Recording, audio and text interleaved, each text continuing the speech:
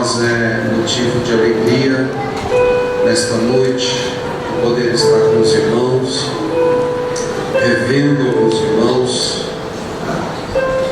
rever o pastor Washington, nosso pastor, amigo, companheiro, rever a pastora Rúlia, nossos amigos.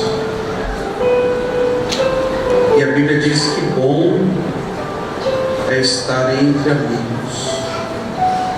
Um amigo, ele é mais importante do que o ouro e a prata. Amém? Então eu louvo a Deus porque eu tenho bastante amigos nessa casa. Essa é a minha casa. Então eu agradeço a Deus por tudo que Deus tem feito. Queria que você abrisse a sua Bíblia para nós ganharmos tempo. Hoje nós temos a Santa Ceia. No capítulo 10 do livro do Evangelho de João, e o versículo de número 10,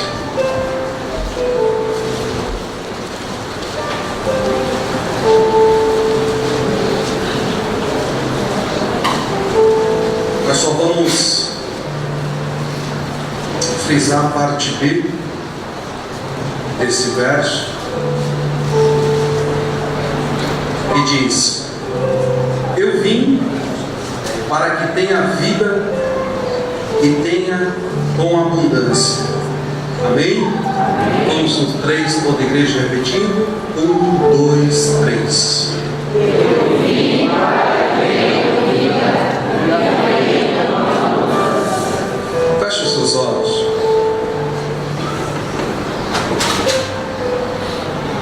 Pai, nós queremos te adorar.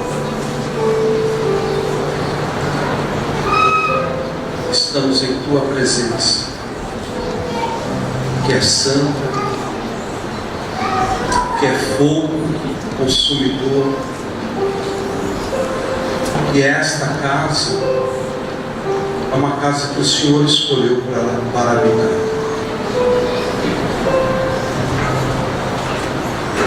Então nós te rendemos total atenção.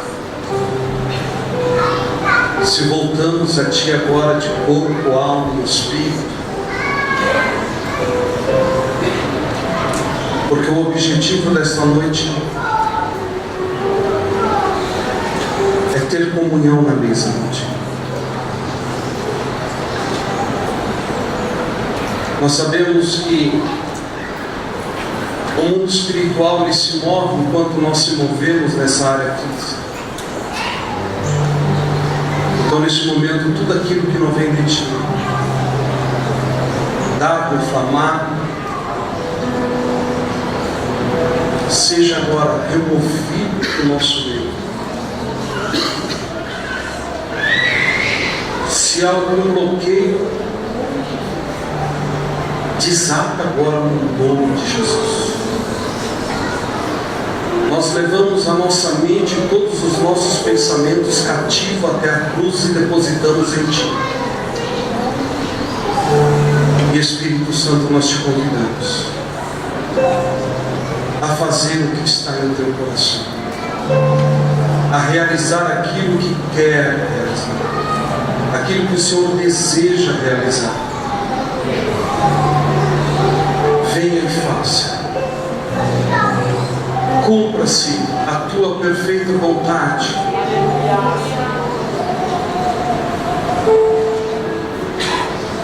Venha com o teu agir em nosso meio e glorifique a Jesus Cristo, o nosso Salvador e Redentor.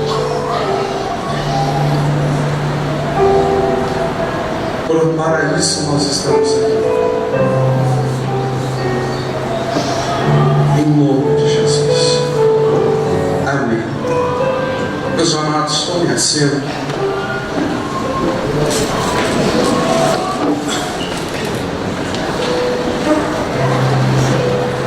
Nós estamos diante de um texto onde Jesus ele está falando acerca do bom pastor, ele está falando acerca da vinda dele. E esse verso que nós lemos, ele retrata uma batalha espiritual Ele fala dos dois mundos, o físico e o espiritual. E neste momento ele está dizendo qual é a função do diabo. E ele é bem explícito quando ele está dizendo que o diabo ele vem roubar, matar e destruir. Mas ele também coloca que ele também veio, e veio para nos dar vida e vida com abundância. Eu sei que quando nós pensamos em vida, nós logo esquecemos dessa palavra e já pulamos para a parte final do versículo e já falamos da abundância. E muitas das vezes nós achamos, e eu não quero tirar a glória do texto, porque ele é perfeito em si mesmo para fazer aquilo que está em teu coração, e ele é poderoso para enriquecer o homem, sim, ele é poderoso para fazer o homem rico, da glória, fama, prestígio. Mas esse versículo ele não está retratando esse aspecto de vida. Ele está tratando a vida no Espírito. Porque até então o homem tinha perdido essa comunhão. Quando nós voltamos para a história bíblica, e quando Deus está no início de todas as coisas, lá no livro de Gênesis, é o princípio de todas as coisas, a Bíblia diz que pela ordem Deus constitui cada coisa, através do poder da sua palavra. Mas a Bíblia diz que ele faz o homem, e ele faz o homem conforme a sua imagem e a sua semelhança. E nós observamos então, e isso sempre falamos, que o homem é a coroa da criação, e Deus fez o homem para ter comunhão com ele. Quando nós vemos Deus falar que o homem tem comunhão e foi feito para isso, nós vemos Jesus dizendo, e o próprio Deus dizendo, a Santíssima Trindade dizendo, que o homem teria corpo, alma e Espírito. Nós acreditamos em Deus Pai, Deus Filho e Deus Espírito Santo. A doutrina da tricotomia, nós professamos ela. Assim como Deus é 3 em 1, nós acreditamos que o homem também tem Espírito, alma e corpo. E trabalhamos essas 3 áreas das nossas vidas. O Espírito é aquela parte pela qual nós temos comunhão com Deus. E somente através dele podemos compreendê-lo, adorá-lo, porque ele se manifesta no nosso espírito. O nosso espírito, ele é o que tem a comunhão com o Espírito Santo. É onde está o discernimento de toda a área espiritual. Mas além do Espírito nós temos uma alma.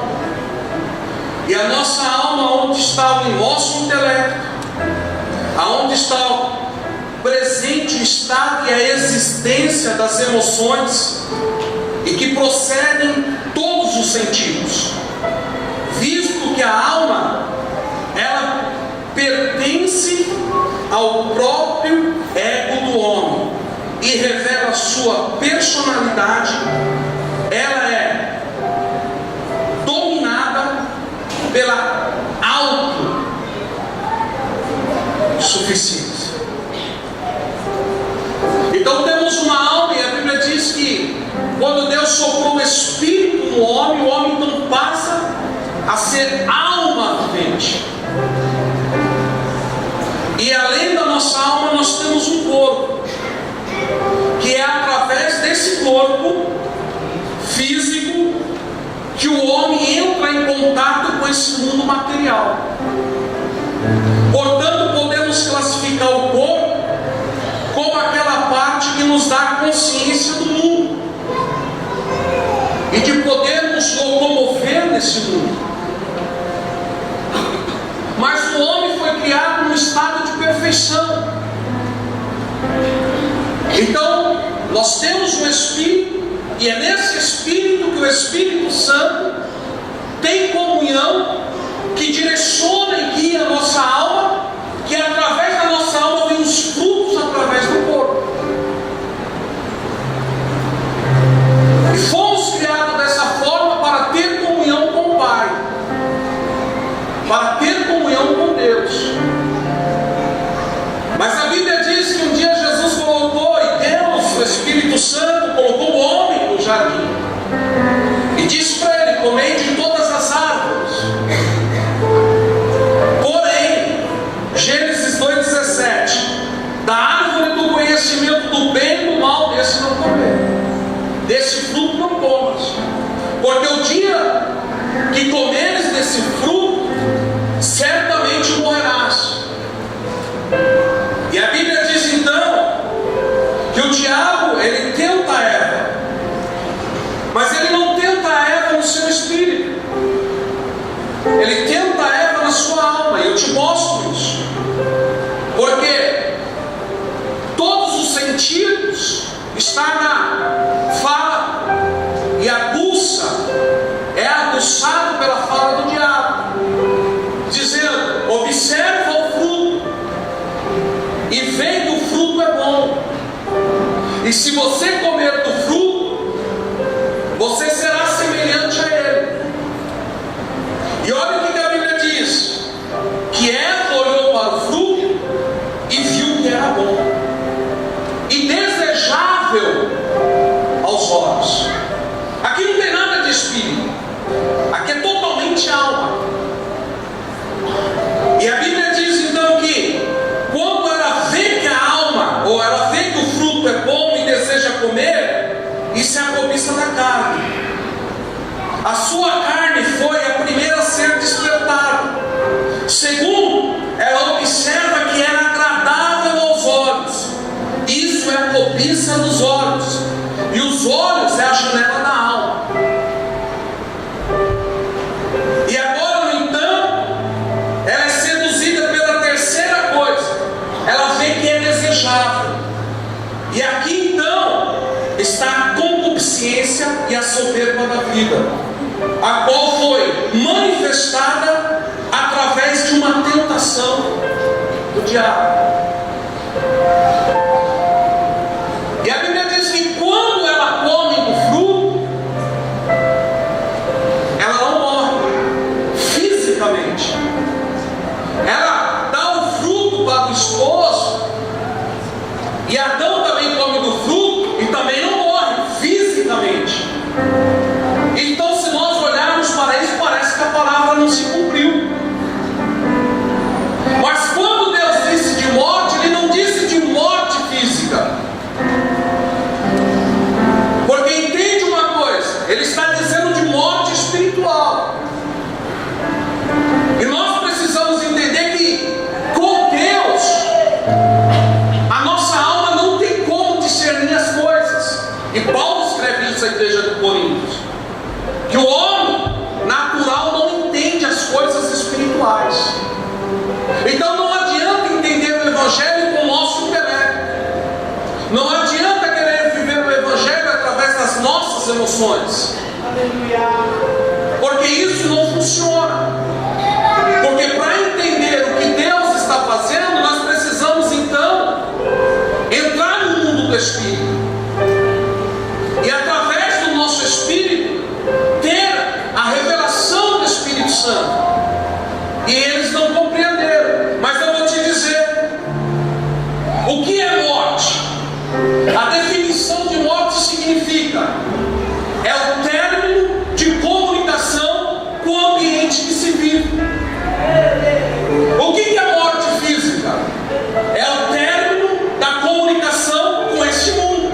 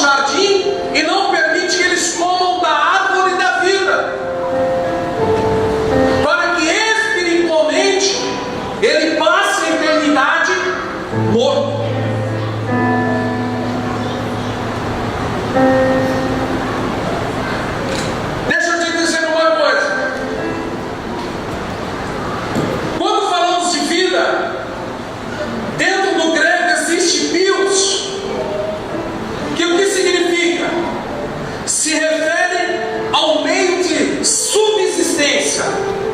Jesus usou essa palavra quando ele diz na oferta daquela viúva. Quando ele diz assim: olha, essa mulher deu toda a vida dela, deu todo o sustento dela. Quando ele usa a palavra vida, ele está usando a palavra do original bios, dizendo o meio de sustento. Mas existe também a palavra zoe, que é a vida mais elevada no espírito. Ou seja, sempre que se fala disso, está falando vida com Deus eternamente. E existe o psique, que se refere à vida animada do homem, sua vida natural, a vida da alma. A Bíblia emprega esse termo. Quando Jesus em João, no capítulo 10, versículo 10, ele está dizendo: eu vim para que vocês tenham vida. Ele não está dizendo para que vocês tenham uma vida animada. Ele não está dizendo para nós simplesmente para que vocês alcancem todo o sustento das vossas vidas. E eu sei que isso é poderoso e a igreja tem estuda porque acontece. Mas quando ele diz: eu vim para que vocês tenham vida e a tenham em abundância, ele está dizendo: eu vim ressuscitar a raça humana. Eu vim novamente ligar o homem a Deus.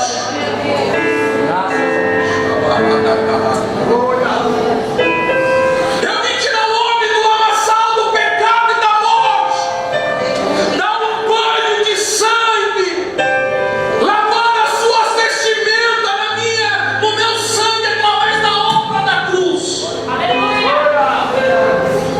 mudar o estado, tirando da morte, trazendo para a vida. Aquele que não tinha mais direito de chegar a Deus, aquele que não tinha mais nenhuma perspectiva de ter uma comunhão com Deus. Eu vim para religar, eu vim para acionar, eu vim conectar novamente a raça humana ao seu Criador para todo sempre.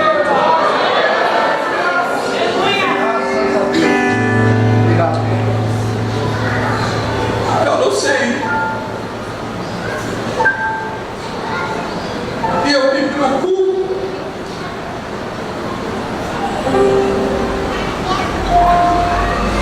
Porque para mim ainda, pastor Rocha, o meu maior prazer não está nas coisas materiais que Ele me deu. Porque tem dias que eu olho para todas as coisas e elas não preenchem o meu ser. O meu carro não preenche a minha alma. A minha casa não preenche a minha alma. Tem dia que tudo isso, tudo e nós lutamos a vida inteira para construir. E quando nós olhamos para tudo, tem momento que parece que não vale a pena.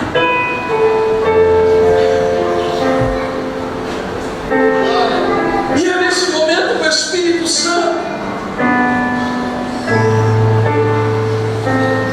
ele tem a oportunidade de tocar o meu espírito e dizer: só a minha presença preenche o vazio que a morte trouxe ao homem.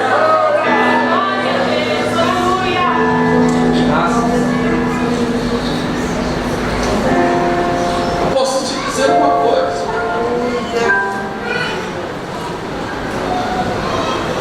não tem como viver sem a presença dele. Não tem como estar no culto desse e não sentir nada. Não tem como acordar e não ser tocado por Ele.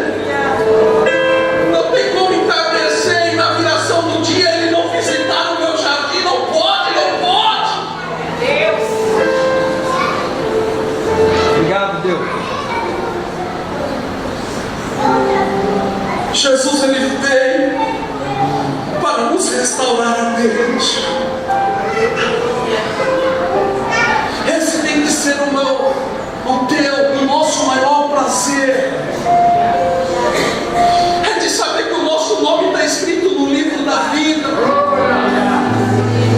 É de saber que eu posso entrar na presença dele qualquer hora do dia. E não importa onde eu venha estar, no trabalho, na escola, ele tem a liberdade de me visitar e dizer: eu estou contigo. Você sabe quem anda sozinho? É aquele que não anda em espírito.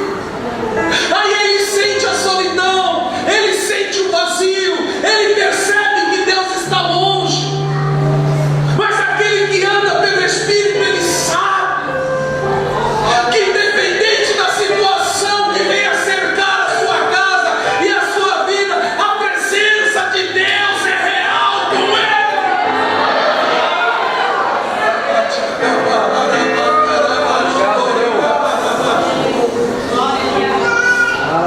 Sem Jesus não dá.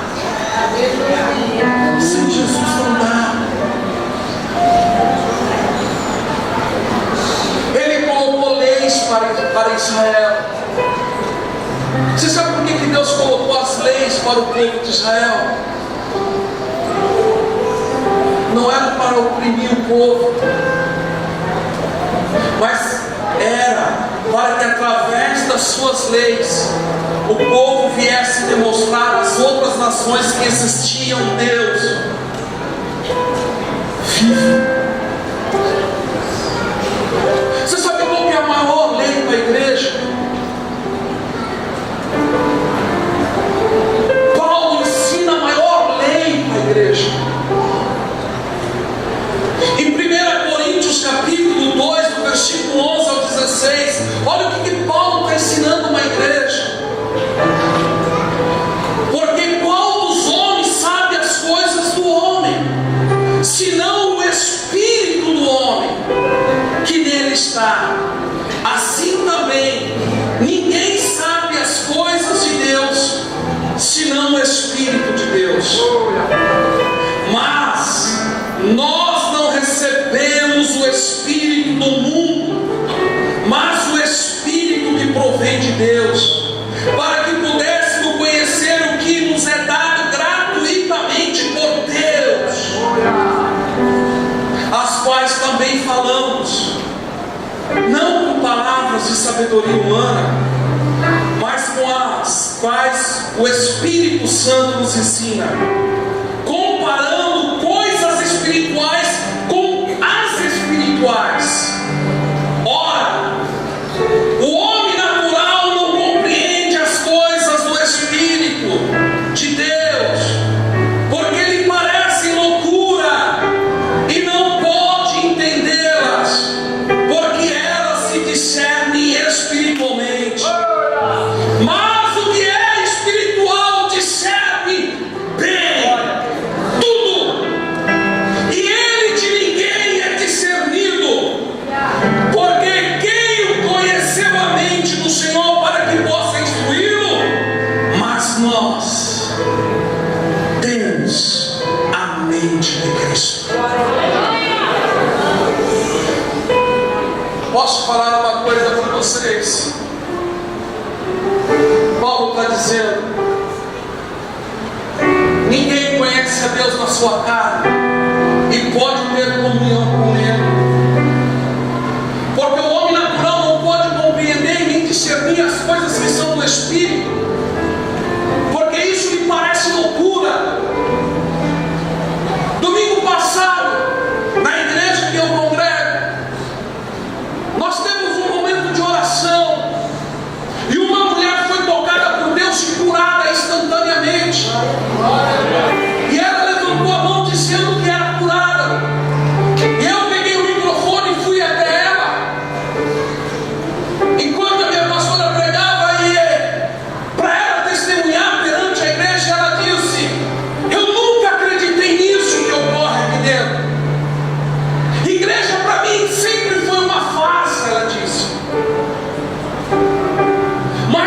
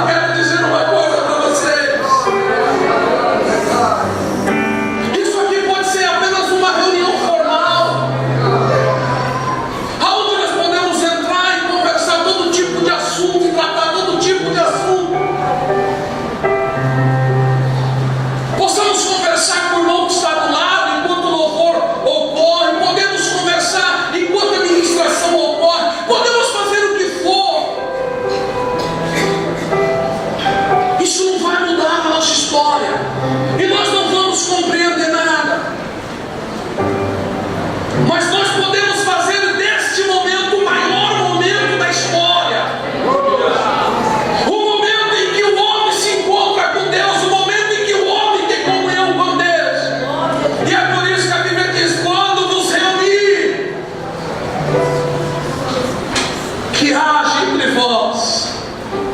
Salmos é a ministração, louvores é a adoração. Que haja visão, que haja profecia, que haja línguas estranhas, que haja manifestações do Espírito Santo no nosso espírito. Agora a igreja é edificada.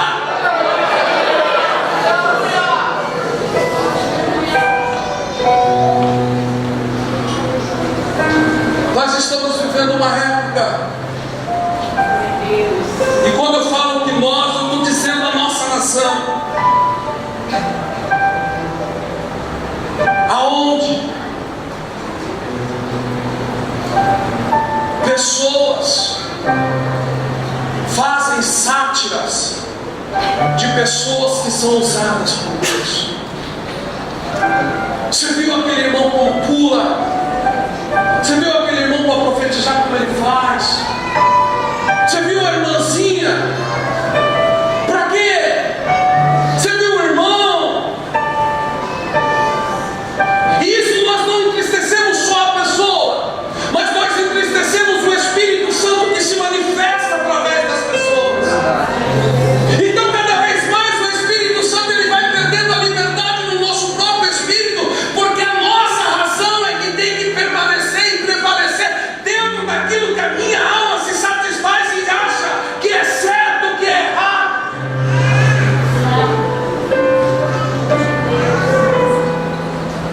Os dons estão sumindo. Olha aí. Profecias já não estão mais existindo. Eu sei que aqui é uma casa pentecostal e eu nasci aqui. Pode ser que essa palavra não encaixe aqui, mas se você observar o cenário lá fora, você vê que todas essas coisas estão sendo extintas no nosso meio. E eu sou a favor do melhor som, dos melhores músicos, da melhor oratória, mas tudo isso sem o Espírito Santo não passa apenas de uma reunião.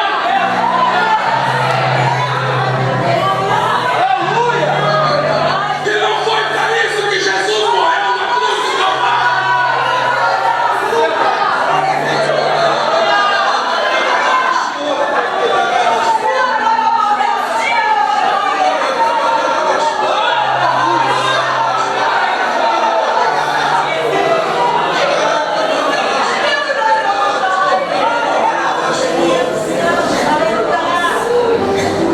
Mas ele morreu para nos tornar homens espirituais, que entendam o mundo espiritual. Porque sabe o que eu quero dizer com esta palavra?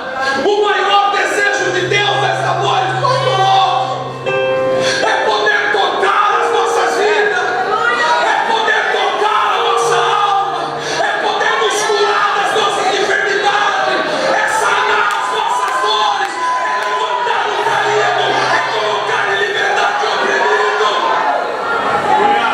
Por isso ele te salvou, por isso ele te deu vida, por isso ele te ativou no reino. Então não para, glorifica, dê glória mesmo, pule mesmo, profetiza mesmo.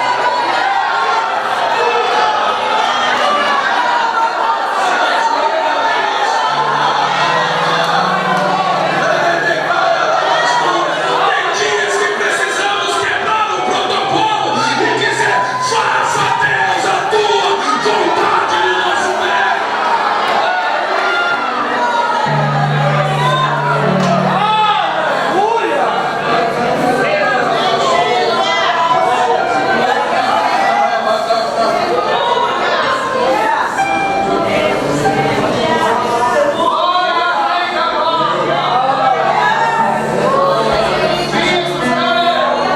Eu quero encerrar. Mas Paulo ele alerta a igreja. Ele fala que isso é uma batalha, isso é uma luta. O homem espiritual contra o homem carnal. Deixa eu te dizer, ele não está dizendo o seguinte, presta atenção, que a luta é entre um vaso e um irmão que nós achamos que não é vaso. Não é isso. Não é com aquele que está mais aflorado, mais usado nos dons, com aquele que ainda não recebeu nenhum dom.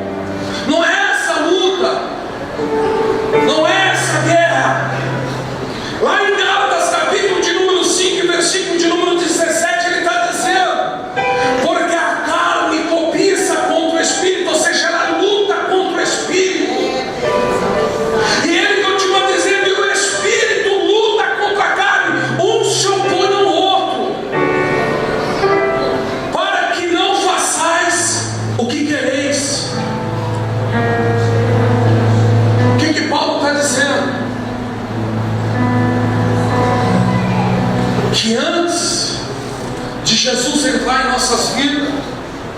Nós éramos uma velha criatura. Era o velho homem. Você sabe quem é o velho homem? É aquele que é regido pela sua alma, pelo seu intelecto, pelas suas ações, pelo aquilo que ele pensa, pelo aquilo que ele acha. Ele não se sujeita a ninguém, ele não obedece nada. A voz da sua consciência é o Senhor da sua vida. Então ele só faz o que ele quer e o que ele pensa. Ele anda pelos caminhos que ele mesmo compreende ser bons. Ele pratica as coisas que para ele são naturais e faz parte da nossa geração. Esse é o homem carnal, esse é o velho homem. Mas quando Jesus Cristo veio, Efésios capítulo de número 2, versículo de número 1 diz: mas ele nos vivificou, estando nós mortos ainda nos nossos delitos e pecados, e nos fez um novo homem, mas não um homem carnal, mas um homem espiritual, que se sujeita às coisas do Espírito. Deixa eu te dizer um pouquinho, 5 minutinhos sobre isso. Você sabe como que é um homem espiritual? Ele não tem mais razão.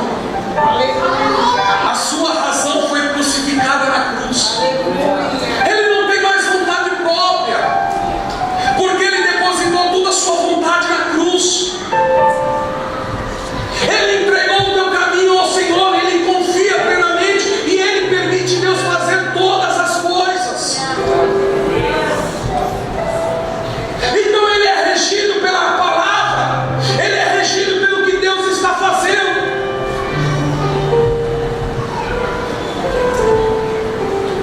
O que importa não é o que eu penso, mas é o que ele determina. A vontade que tem que se cumprir não é a minha, mas é a dele. Então eu não faço o que eu quero e o que eu acho que é bom para mim. Eu levo tudo em oração e pergunto: Deus, é isso que o Senhor tem para mim? Eu não escolho nada pela minha visão e pelo aquilo que eu vejo a ser bom para mim. Mas eu pergunto para ele: é isso que o Senhor tem para mim? Eu me lembro, e vocês podem me taxar de quadrado, mas eu me lembro que quando eu cheguei nessa casa, eu era solteiro e vim todo arrebentado. E eu lembro que o Espírito Santo disse uma vez para mim dentro dessa casa: você será um pastor. E eu disse: eu? E como todo jovem, eu queria namorar. Só que eu fui orar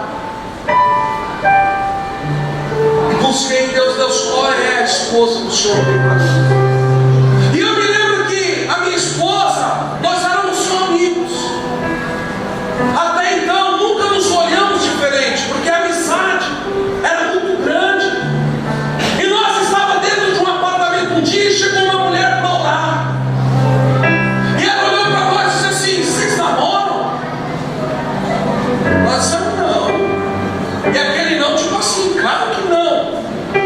Mas eu vejo um coração entre vocês e uma aliança entre vocês. Aquela palavra já mudou tudo.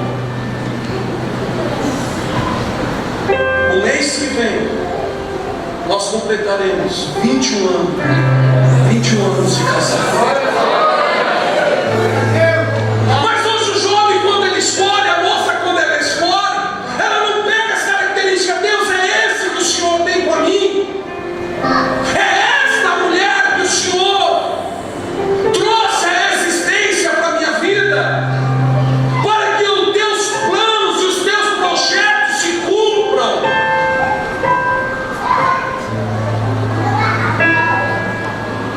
Mas vamos olhar diferente. Ele é alto, ele é gatinho. Não vou entrar nessa área, mas é só para vocês terem uma noção. Então nós não perguntamos mais nada para Deus. Nós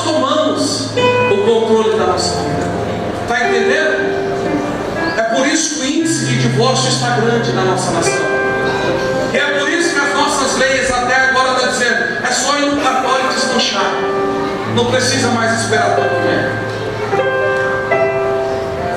Eu posso dizer uma coisa para vocês, não se sintam feridos, porque eu sei que para cada história Deus tem a sua maneira de lidar. E se isso ocorreu contigo, não se sinta ferido. Deus é Deus para cuidar de ti até o dia da redenção. Mas isso tem tomado, porque são pessoas que se unem fora da vontade de Deus. Mas quando Deus nos trouxe a existência através do Espírito, porque o primeiro Adão, preste bem atenção, ele foi feito alma vivente.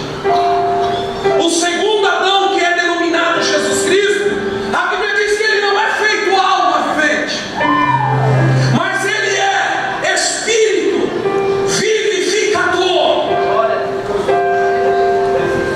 1 Coríntios, ele fala sobre isso quando Paulo está dizendo do arrebatamento da igreja. Que nós,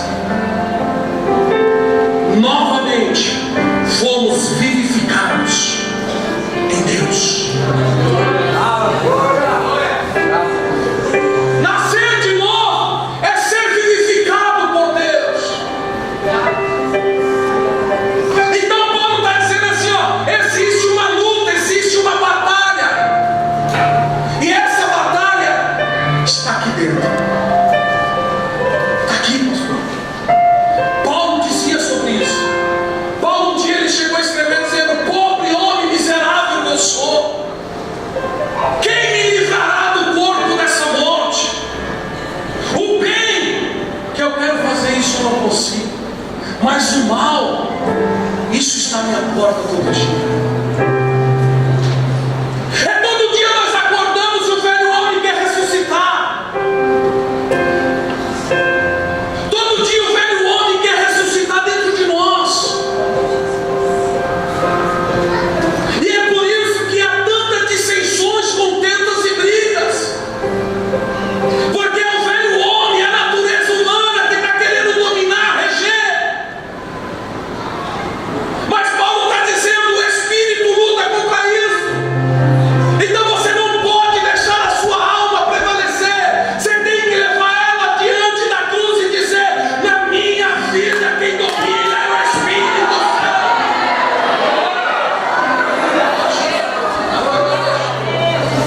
Todo dia eu morro, todo dia eu mato o leão, todo dia eu sepulto esse corpo, eu mortifico a carne, para que o Espírito venha fluir sobre a minha vida. Você sabe por quê? Porque são esses que Deus procura. Jesus disse, o Pai está à procura dos verdadeiros adoradores, aqueles que o adoram em espírito e em verdade. A minha vida é uma adoração. Os meus passos, eles têm que ser guiados pelo Espírito Santo. Eu preciso vencer essa guerra de conflitos aqui dentro. Se coloque de pé. Deixa eu te dizer uma coisa.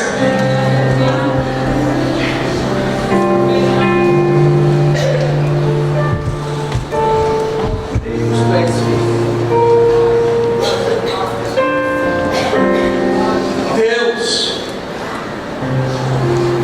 te deu o fardo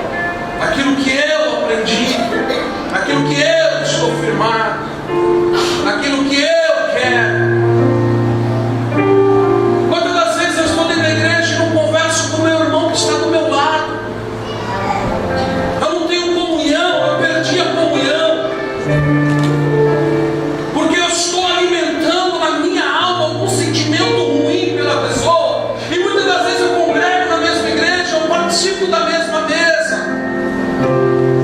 Tudo isso está dizendo para mim que eu estou totalmente andando como homem natural.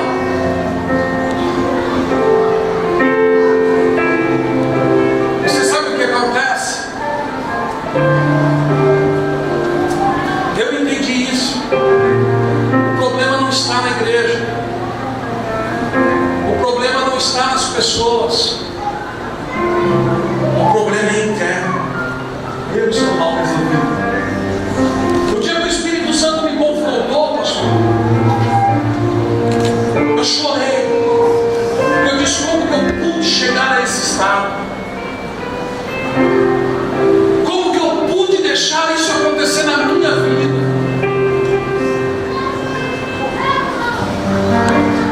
Mas o Espírito Santo tem uma palavra para você, como a mesma palavra que ele me disse.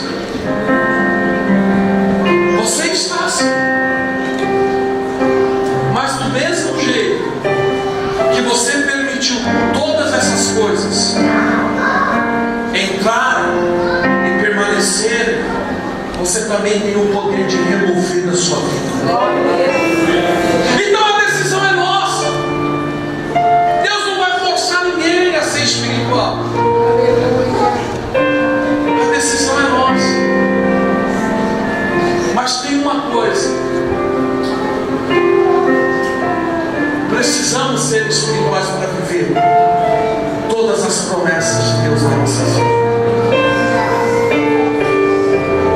Porque todas as promessas que Deus te liberou, foi Deus dizendo para você: é isso que eu irei fazer na sua vida. Eu te ressuscitei para isso. Eu te ressuscitei para isso. O diabo, ele luta 24 horas dizendo: eu não vou permitir que ele chegue lá.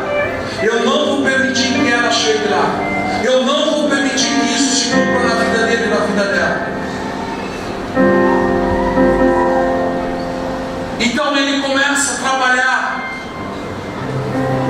E ele não trabalha no reino espiritual, no nosso espírito. Porque no nosso espírito ele não tem acesso. Porque o nosso espírito, só o Pai tem acesso. Mas ele entra pela mesma forma que ele entrou em Eva, aguçando aquilo que é carnal. Ninguém cai da noite para o dia, eu já falei isso. Mas começa com um olhar, vendo o que é bom, desejando, descendo para Deus, deixando descer no coração. Mas eu quero te dizer uma coisa: Ele está aqui.